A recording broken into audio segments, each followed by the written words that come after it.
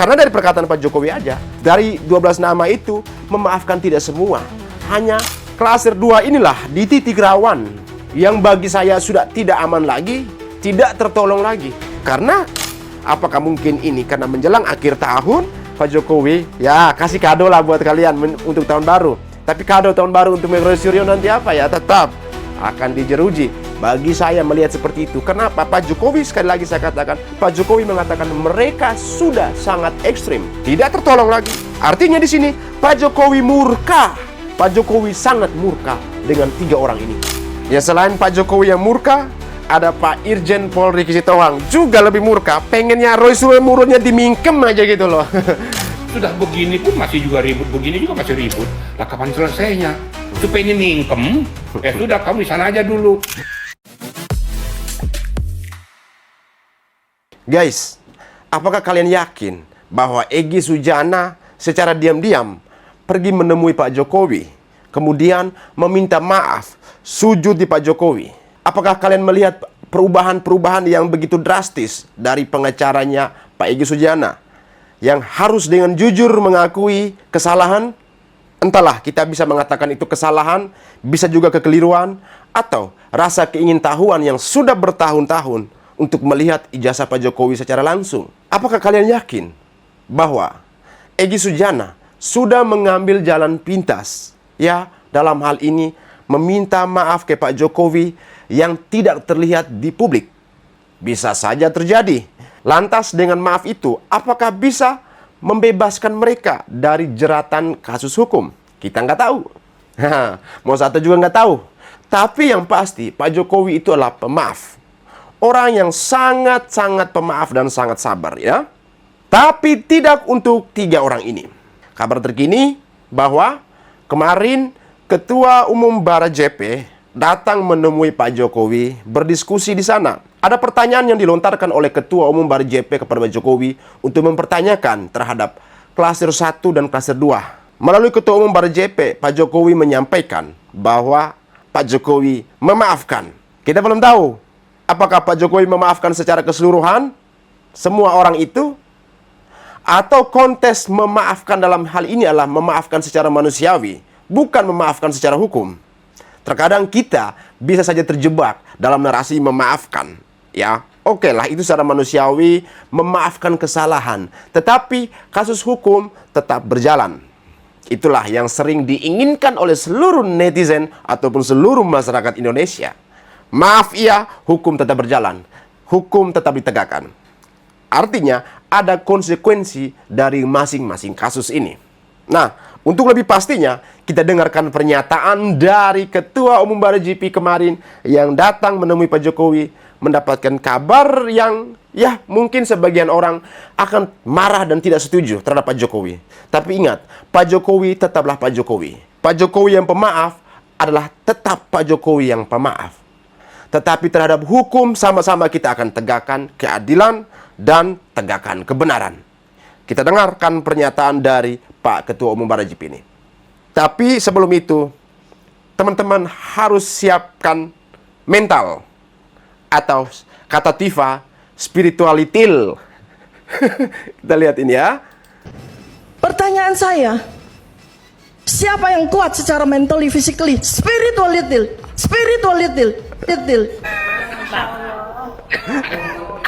Apa ini gak sopan? Oke, nggak apa-apa, kita tertawa sedikit dulu ya. Spirituality Tifa, bukan spiritualitil ya. Itu terdengar jelas di pengucapannya. Terserah Anda mau menafsirkan seperti apa perkataan Anda itu. Tapi yang jelas bahwa harus mengucapkan spiritualitil. Salah. Spirituality, bukan spiritualitil ya. Hati-hati lidahnya ya Tifa, jangan gegabah. Nah ini teman-teman, kita langsung pada pernyataan Ketua Umum Barat JP ya. Diskusi kami juga mengenai para pihak atau orang-orang yang terus memperkeruh situasi bangsa dan negara kita, masyarakat kita tentang ijazah Pak Jokowi. Nah, kami juga tahu bahwa ijazah Pak Jokowi sudah disampaikan dan dalam gelar perkara sudah disampaikan oleh penyidik, ijazahnya Bapak itu asli. Jadi yang diributin ini yang palsu. Yang palsu macam apa kita nggak ngerti. Ya. Tapi yang pasti ijazah Pak Jokowi yang asli itu sudah dipublikasikan, sehingga kami mendorong pihak kepolisian untuk segera setelah menetapkan tersangka, mereka yang membuat atau mendegradasi Pak Jokowi tentang ijazahnya itu ada efek jerah. Ya, efek jerah ya. Ingat. Nah, diskusi kami dengan Pak Jokowi, Ini yang penting. Pak Jokowi juga menyampaikan bahwa waktu kami bertanya apakah semua akan tidak dimaafkan, misalnya 12 nama. yang ada 12 nama itu. 12 Nah, tersangka. ternyata 12 Pak Jokowi bilang, saya bukan tipikal orang yang luar biasa. tidak pemaaf. Jadi yang pasti tidak semua. Tidak semua Jadi, ya. 12 nama itu tidak semua yang akan terus dituntut dimaafkan, atau itu akan dimaafkan. Tapi yang 3 nama, 3 yang nama. kelihatannya terlalu ekstrim, terlalu 3 nama ini. terlalu ekstrim. nggak pernah mau menerima fakta bahwa ijazah Pak Jokowi itu benar, dan melakukan berbagai tindakan yang setelah didekatkan dengan alas hukum, pasal berlapis, Ya. yaitu Pak Jokowi akan teruskan. Ya pasti Wah. kalian udah tahu lah. 12 tahun Ya kan? bisa aja nih 3 orang nih. Bagi kami para jupil, upaya ini adalah bukan saja mendegradasi Pak Jokowi dan keluarganya, tetapi ini juga dalam rangkaian untuk Pilpres 2029. Ya, udah masuk Karena kami setelah ranah politik. menyampaikan pesan Pak Jokowi, Prabowo Gibran 2 periode, Ya. banyak pihak yang menentang, masih pagi, belum 2026, belum 2027 dan 2028, tetapi mereka yang menentang itu sudah mulai keluar dari kandang, Kena kan? menyampaikan atau menunjukkan bahwa mereka juga ingin maju sebagai calon presiden yang akan datang. Jadi Karena ketahuan itu, musuhnya lebih sikap awal. pada JP adalah kami tetap konsisten mendukung Prabowo Gibran 2 periode. Kita sama-sama mendukung Kami Prabowo mendukung Gibran ya. sikap Pak Jokowi untuk para pihak yang telah merusak nama baiknya untuk tetap dituntut secara hukum, dan kami juga mendukung sikap Pak Jokowi yang memaafkan, Yang bisa dimaafkan. yang Yang bisa dimaafkan lah gitu. Kira-kira itu yang kami diskusi. Yang intinya adalah kita ingin bangsa ini aman. Ya. Ada banjir di mana-mana, ada situasi yang belum ditangani secara baik. Ya sudah, berhentilah membuat kegaduhan di tengah-tengah bangsa kita. Ya, sepakat ya apa yang dikatakan oleh Pak Ketua Umum GP ini ya. Ada yang bisa dimaafkan, kemudian mungkin dalam konteks ini, dalam penafsiran saya, Pak Jokowi memberikan keringanan ya, keringanan. Memaafkan bukan berarti bebas dari hukuman. Belum tentu ya, belum tentu. Mungkin memaafkan dalam hal ini orang yang mereka yang klaster 1, katakan penjara 5 tahun semisal, atau 4 tahun semisal, ya dimaafkan Pak Jokowi, ya jadi 2 tahun, ya bisa saja. Tetapi untuk yang 3 orang ini sama sekali tidak. Pak Jokowi memberikan pengecualian. Berarti apa? 12 tahun siap-siap. Pasal manipulasi itu luar biasa, luar biasa. Jadi dendanya itu 12 miliar. Dan lebih khusus lagi kepada Roy Suryo, di mana dialah seorang residivis, akan nambah sepertiga. Roy Suryo, Anda akan lebih lama. Saya yakin itu masa tahanan Anda, karena mulut congor Anda ya kesana kemari. Jadi Pak Jokowi menggarisbawahi di sini teman-teman bahwa soal bagaimana polemik ijazah ini sudah bergeser kepada isu politik untuk mendiskreditkan beliau, kemudian dikaitkan dengan agenda di 2029 ya, seperti yang dikatakan oleh Pak Ketua Umum GP tadi ya, Pak Willem.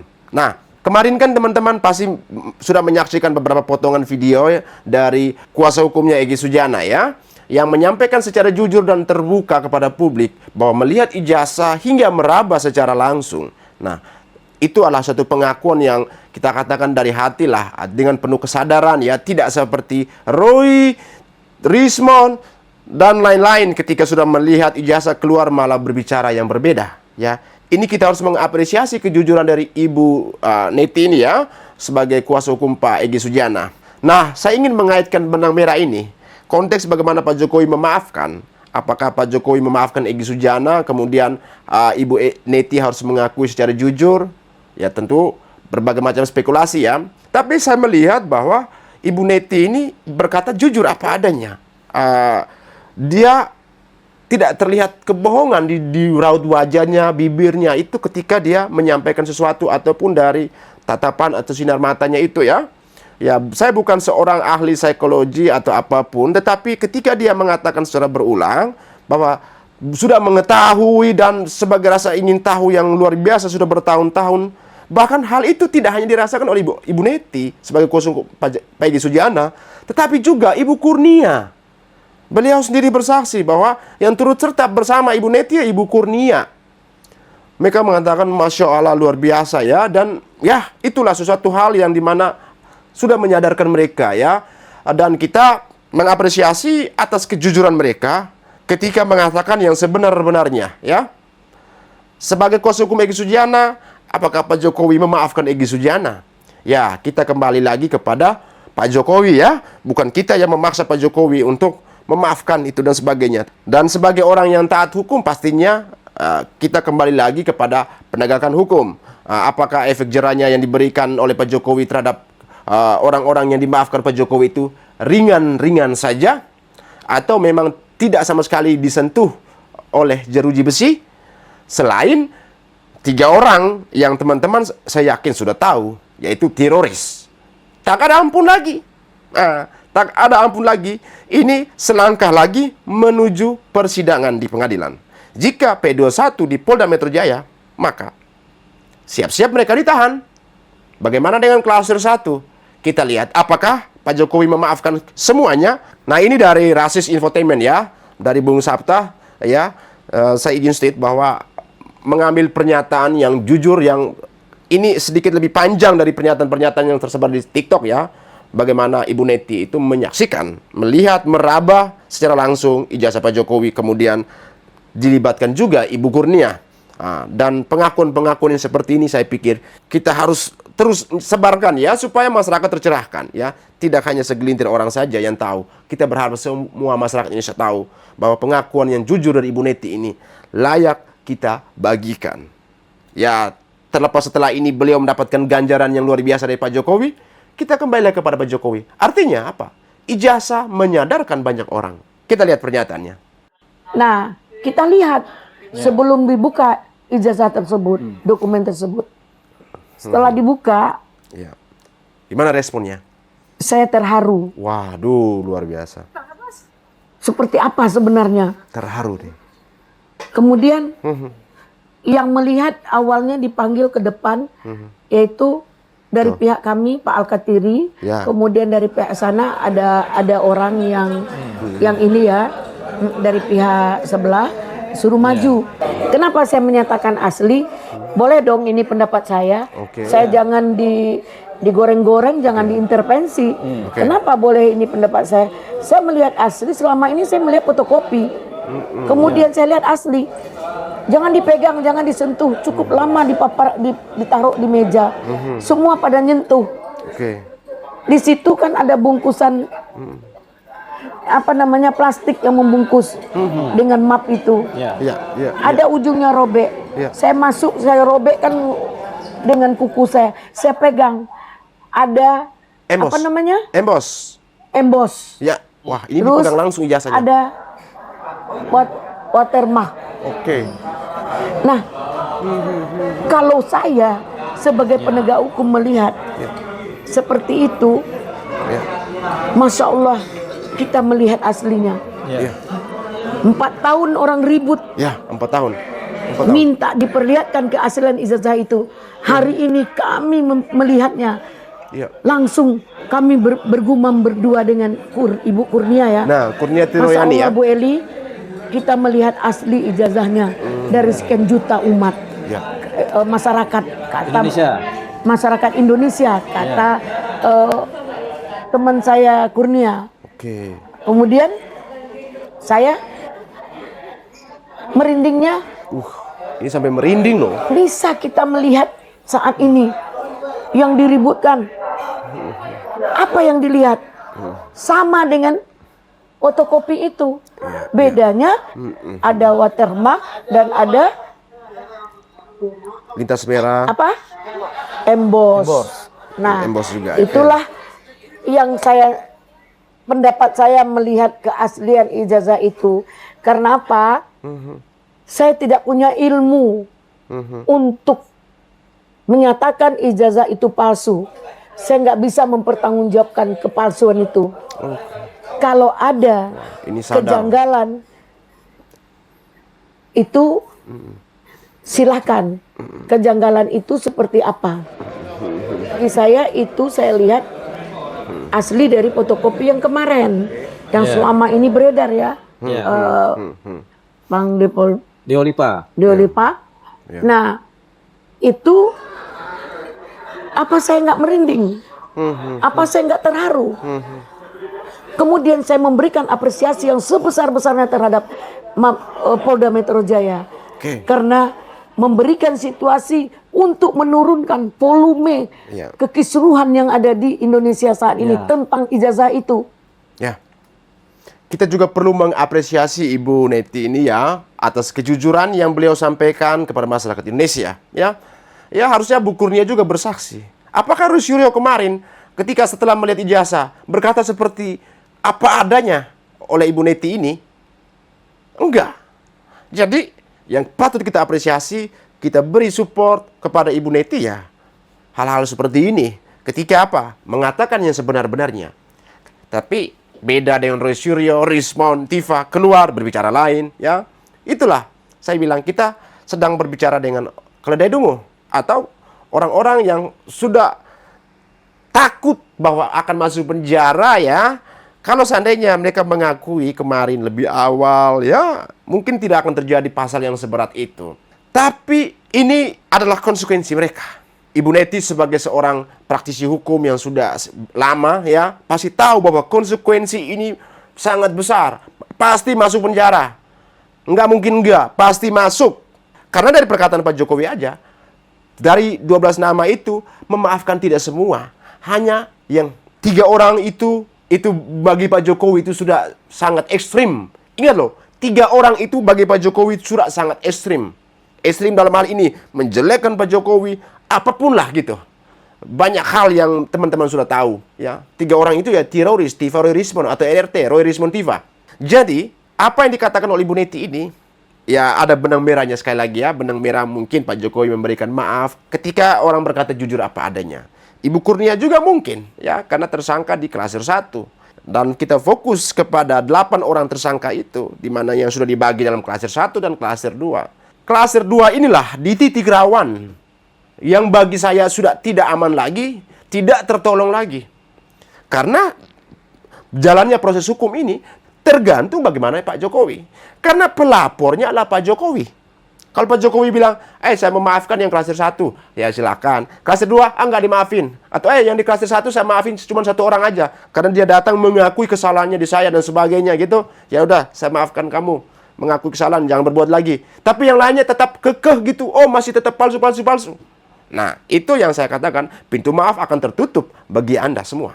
Apakah mungkin ini karena menjelang akhir tahun, Pak Jokowi, ya kasih kado lah buat kalian untuk tahun baru. Tapi kado tahun baru untuk Roy Suryo nanti apa ya? Tetap akan dijeruji. Bagi saya melihat seperti itu. Kenapa? Pak Jokowi, sekali lagi saya katakan, Pak Jokowi mengatakan mereka sudah sangat ekstrim.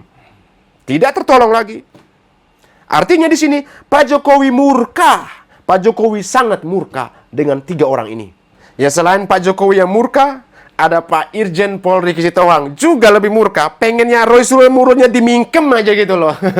Ya saya udah lama ya belum sempat wawancara lagi Pak Ricky Sitohang ya untuk mengenai kasus ini ya. Tapi kemarin beliau menanggapi bagaimana Roy Suryo harus segera ditahan ya. Beberapa pemikiran-pemikiran yang disampaikan oleh Pak Ricky Sitohang yang diwawancarai oleh teman saya Sabta di Rasis Infotainment ya. Teman-teman boleh menyaksikan di sana. Di sini saya mengambil beberapa potongan bagaimana Pak Ricky Sitohang menggaris bawah hal-hal yang Roy Suryo harus tahu atau hal-hal yang mencerdaskan kita ya. Ya, Pak Ricky Sitohang ini terkenal dengan orang yang belak-belakan ya. Jadi beliau berbicara apa adanya, kemudian menginginkan sekali agar mulutnya Roy Suryo itu dimingkemin gitu loh. Ya. Tapi inilah saya katakan bahwa sosok polisi yang jujur ya, yang jujur berbicara apa adanya, kemudian melihat kasus ini dari kacamata hukum. Beliau juga ya pernah menjabat di posisi yang strategis di kepolisian dulu. Nah, kita dengar pernyataan ini ya. Faktanya ijazah itu setelah dibuka dari labelnya oleh pihak penyidik ditunjukkan kepada peserta gelar. Ini loh ijazah aslinya. Iya.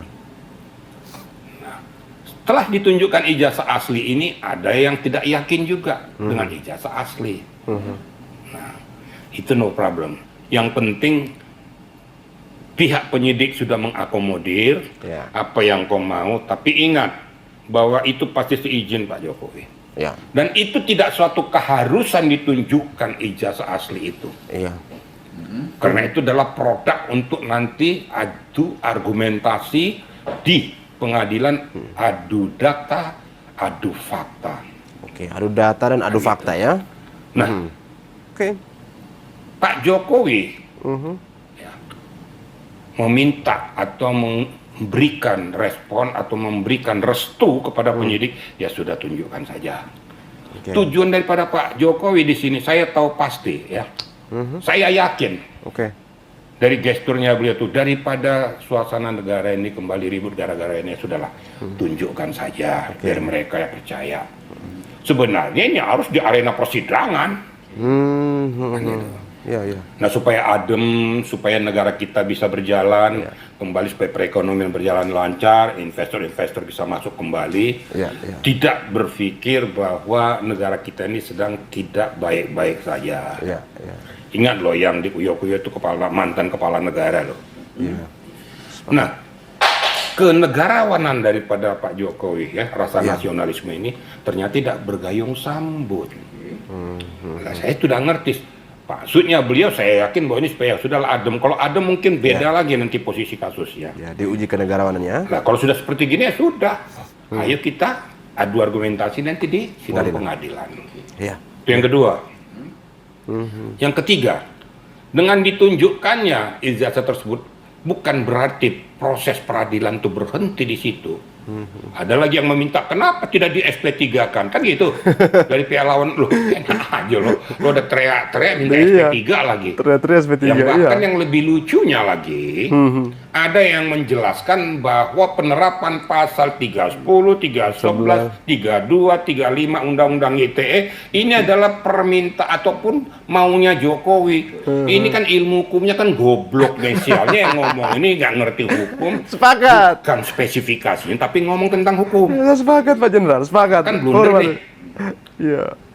Pak Jokowi melalui kuasa hukumnya hanya menyampaikan ini loh peristiwa yang sesungguhnya. Mereka telah melakukan ini, mencemarkan nama baik saya, memfitnah saya, membuat upload di media melalui editan, bahwa manipulasi ijazah saya seolah-olah palsu. Iya. Nah, penyidik kan mempelajari, menganalisis, akhirnya mengambil kesimpulan berdasarkan hasil gelar perkara. Berarti ini cocoknya diterapkan pasal 310, 311, pasal 32 Undang-Undang ITE.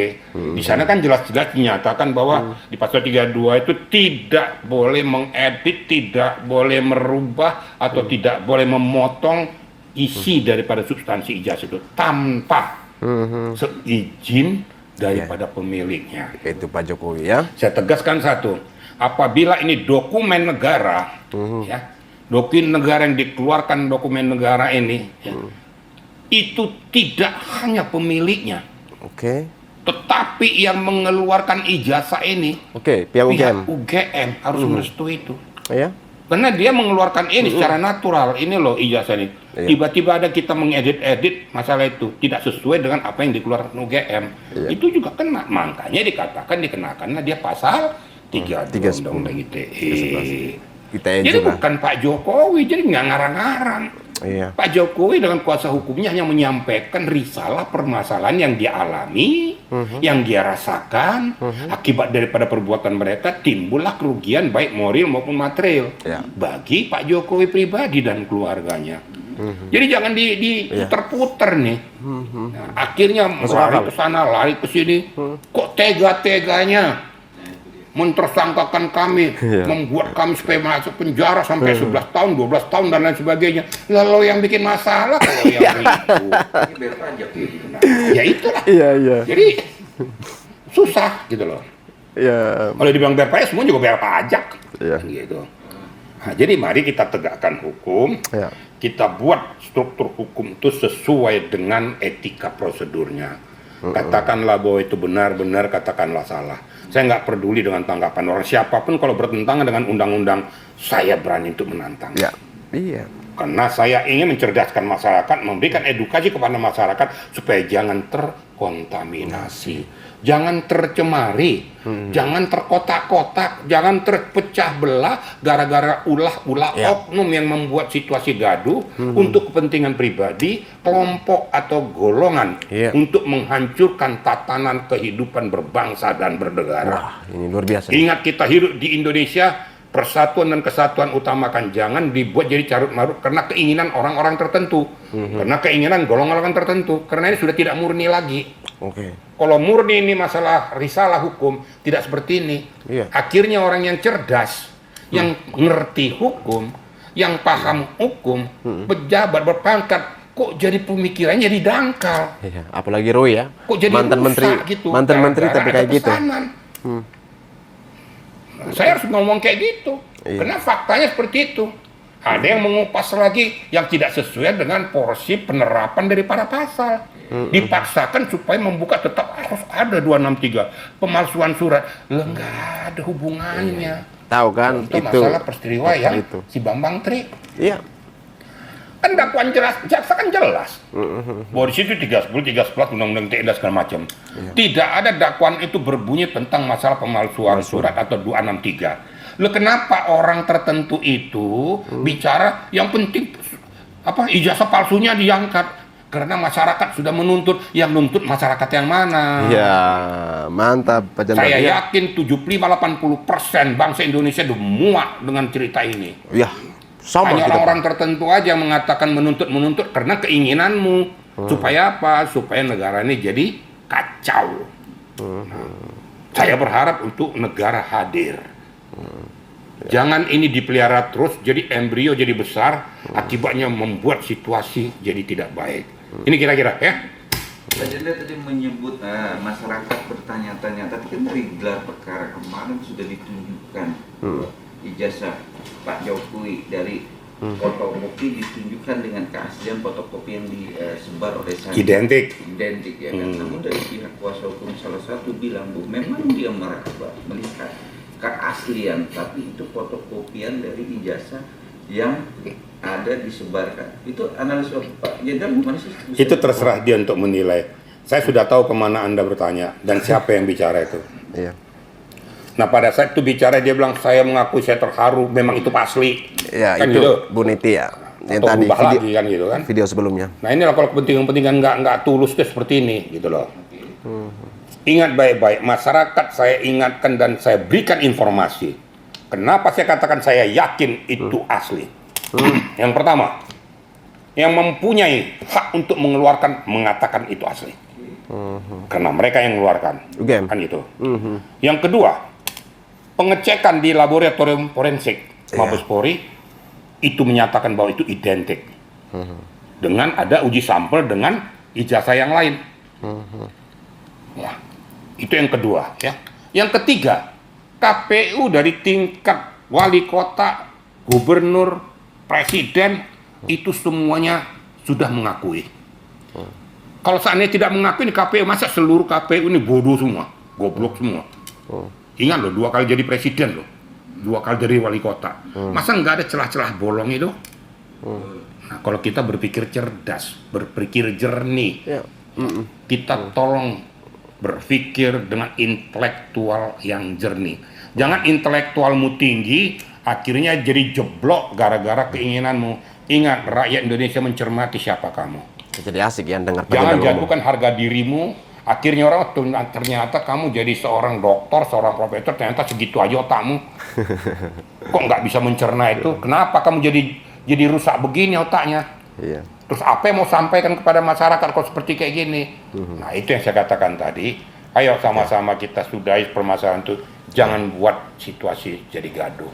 Itu kira-kira, ya. Pak Jende bilang sudahi, tapi kan dari pihak Rasyura atau pihak yang lain yang jadi tersangka melihat dari sisi yang ditunjukkan dalam gelar perkara kemarin itu banyak perbedaan dari muka, kacamata, dan Rasyura pun masih berkekar bahwa sampai sekarang Pak Jokowi tidak pakai kacamata. Ya biasalah.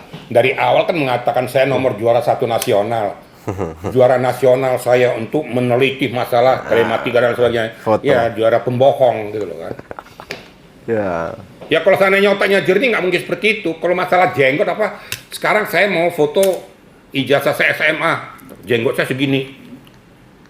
Terus foto satu lagi waktu saya sarjana hukum, nggak ada jenggot.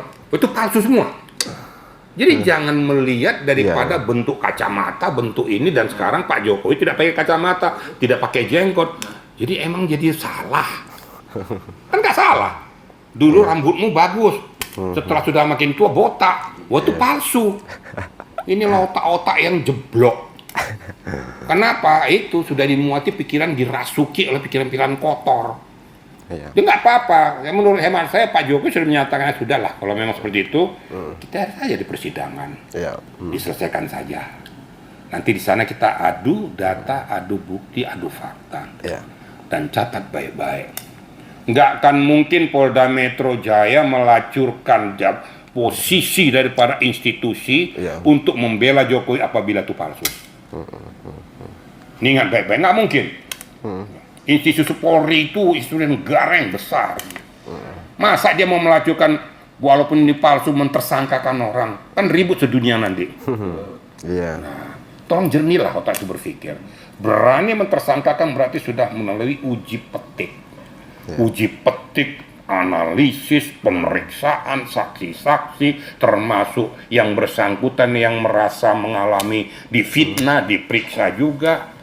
UGM juga diminta keterangannya, dan faktanya UGM sudah mengatakan iya betul itu asli. Terus mau apa lagi loh semua ini? Kan gitu. Jadi tolong, jadi seperti ini kau lakukan untuk apa? Sebenarnya apa mau dibalik ini? Hemat saya berharap supaya ini clear, segera tingkatkan ke JPU. Segera PD1, segera ke persidangan. Karena seketika berani kita menetapkan sebagai tersangka berarti minimal 2 bukti permulaan itu sudah ada sebagai alat bukti untuk mencari peristiwa pidananya. Sudah melaksanakan amanat KUHP, sudah melaksanakan amanat putusan Mahkamah Konstitusi itu. Ya. Kan dia tidak langgar, kan Anda mengatakan pra peradilan, ya silakan saja. Karena seluruh rangkaian daripada lidik, sidik, mendapatkan bukti permulaan, naik kepada penyidikan, mencari peristiwa pidananya, kemudian dapat peristiwa pidananya, mencari tersangkanya, yaitu yang 8 orang itu. Rangkaian sudah dilakukan oleh penyidik Polda. Ya kalau mau pra peradilan kan silakan saja, tapi saya yakin di sini pasti menang. Karena semua rangkaian sudah dilalui. Tidak ujuk-ujuk, ya. Tidak ujuk-ujuk penyidik Polda langsung menetapkan tersangka tanpa suatu analisis dari lidik ke sidik penetapan tersangka. Nah, itu sudah jelas pasti. Nah, jadi silakan saja nanti. Gelar perkara sudah diakomodir. Gelar pertama di Mabes juga sudah. Terus maunya apa? Mau gelar perkara di planet Mars. Mau apa lagi? Di bumi sudah. Jakarta sudah, Mabes sudah. Apa mau gelar perkaranya di Australia atau di Amerika? Karena kan sudah lapor-lapor ke sana kan? Karena tidak ada jiwa rasa nasionalismenya lagi. Mendingan lo pindah tuh. Penyidik mempunyai hak subjektif untuk melakukan kewenangannya. Sedangkan sanksi maksimal yang diterapkan penerapan pasal itu sudah bisa ditahan. Tapi kan bukan harus menahan. Nggak ya? Sudah bisa ditahan, tapi tidak harus menahan. Jadi jangan salah, walaupun di atas 5 tahun tidak serta-merta harus tahan, tidak. Itu kamu takut. Kenapa ya? Karena sudah begini pun masih juga ribut, begini juga masih ribut. Lah kapan selesainya? Supaya ini mingkem, sudah kamu di sana aja dulu. Supaya jangan dimanfaatkan oleh orang-orang tertentu. Iya. Karena di Bali ini kan ada orang-orang tertentu yang mengkompori, Iya. ya, membuat bara api supaya seolah-olah mereka tuh dilindungi. Ingat suatu ketika setelah jatuhnya sanksi hukum, kau akan menyesal. Kenapa? Karena kau diperalat oleh orang-orang lain, sehingga akidah hukum yang di otakmu tuh jeblok semua.